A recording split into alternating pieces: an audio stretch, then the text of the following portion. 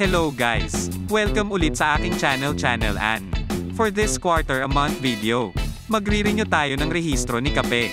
Mabilisan lang ito. Na-release ko ang unit ko noong November 2020. Actually March talaga target ko, hindi lang nasunod dahil nag-lockdown. Nandito ako ngayon sa emission center. 4 lang naman ang steps para makapagparehistro. Number 1, CTPL Insurance. Number 2, emission. Number 3, inspection. Number 4, registration. Itong number 1 at number 2 pwede kang mamili kung saan mo papagawa. Akala kasi ng karamihan, sa LTO dapat lahat ito gawin. Ganito ang ginagawa ko. Sa TPL 1 month bago ako magparehistro, bumibili na ako online.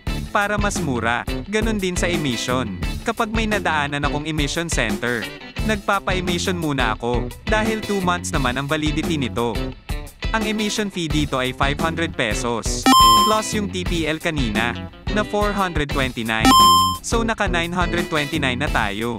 Nandito na tayo sa LTO. Dito ito sa East Avenue, o LTO Main Branch. Pasa mo lang dito sa window A ang iyong TPL at emission.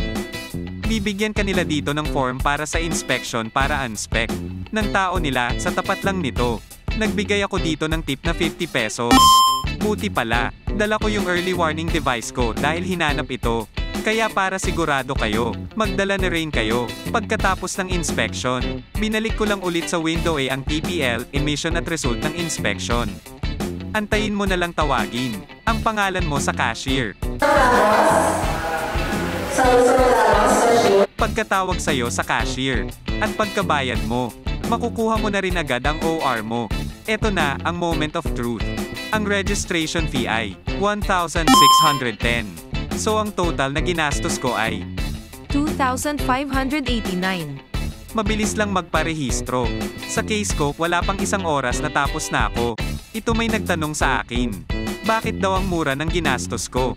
Sigurado, fixer ito. Sana may natutunan kayo. Kasi kung wala, bala ka dyan, hihihi. I love you fans.